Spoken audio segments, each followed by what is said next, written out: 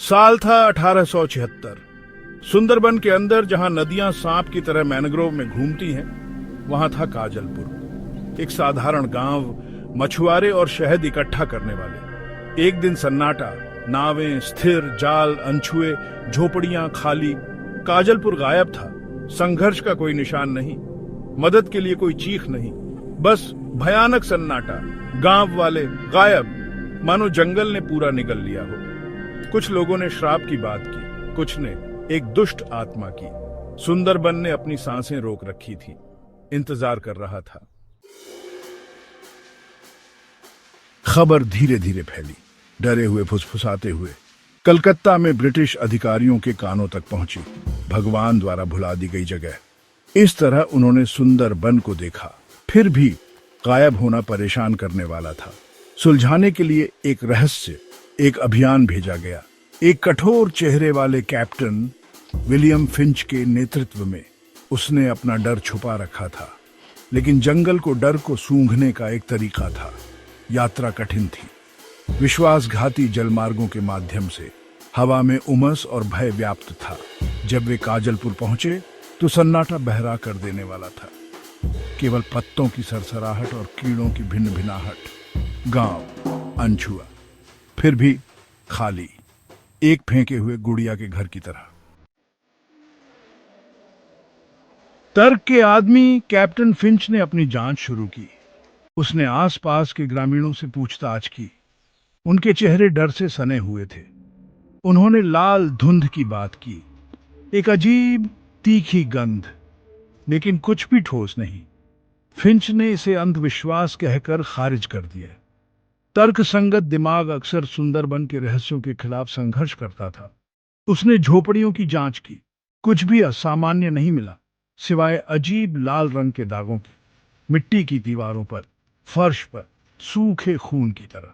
लेकिन ग्रामीणों ने कसम खाई कि कोई संघर्ष नहीं हुआ था। दागों का विश्लेषण किया गया, अनिर्णायक, रहस्य गहरा गया। फिंच कलकत्ता लौट आया, हारा हुआ, मामला अनसुलझा। साल बीत गए। काजलपुर की कहानी किंवदंती बन गई। कैंप फायर के आसपास फुसफुसाते हुए एक शिक्षाप्रद कहानी। कई सिद्धांत थे। कुछ ने जहरीली गैस को दोषी ठहराया। सुंदरबन बदलते ज्वार और छिपे हुए खतरों की भूमि। क्या पृथ्वी ने ही एक घातक सांस छोड़ी होगी? वैज्ञानिकों ने मीथेन विस्फोट की संभावना की ओर इशारा किया, या भूमिगत ज्वालामुखी गतिविधि।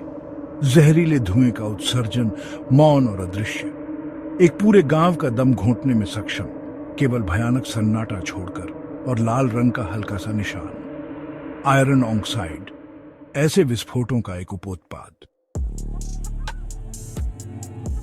भाग 5, पागलपन उतरता है। दूसरों ने एक अलग तरह के जहर की बात की, वह जो दिमाग को संक्रमित करता है। उन्होंने कहा, सुंदरबन ऐसा कर सकता है, पुरुषों को पागल कर दो, उन्हें अपना घर छोड़ने पर मजबूर कर दो, भूल भुलैया जंगलों में लक्ष्यहीन रूप से घूमते रहे, फिर कभी न दिखें। अलगाव, दमनकारी गर्मी, बाघों और मगरमच्छों का लगातार खतरा, यह सबसे मजबूत इच्छा शक्ति को भी तोड़ सकता है। उन्हें चीजें दिखाएं, आवाजें सुने, उनका अनुसरण करें, उनके विनाश तक। इस सिद्धांत के भी अपने समर्थक थे। आखिरकार मानव मन एक नाजुक चीज थी।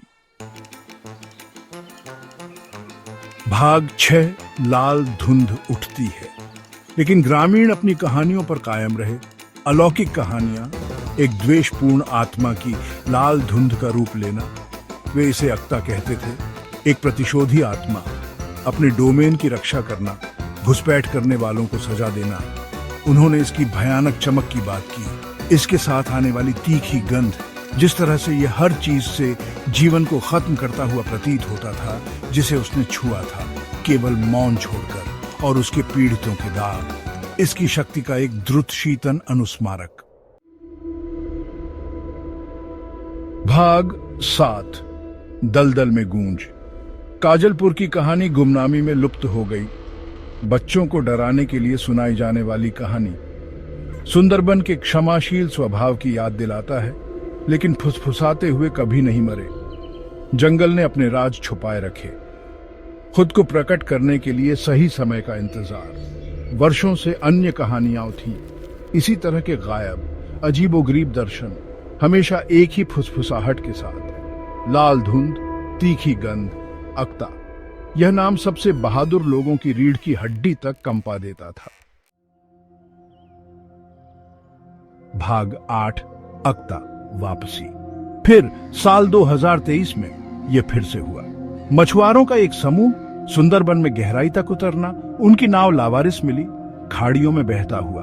संघर्ष के कोई संकेत नहीं, बस भयानक सन्नाटा और डेक पर लाल रंग का हल्का सा निशान। आसपास के गांवों में दहशत फैल गई। पुरानी कहानियां फिर से सामने आई, नए सिरे से आतंक के साथ फुसफुसाते हुए।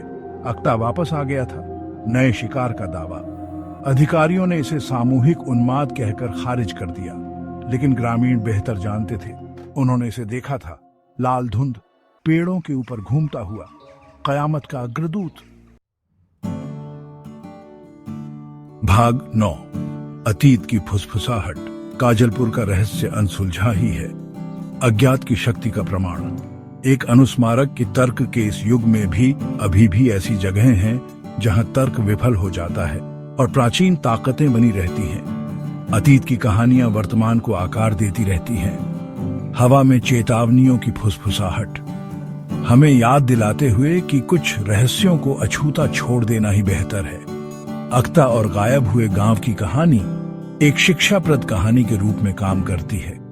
मनुष्य और प्रकृति के बीच नाजुक संतुलन की याद दिलाता है और पुराने तरीकों का सम्मान करने का महत्व, क्योंकि सुंदरबन के हृदय में अतीत वास्तव में कभी नहीं जाता है।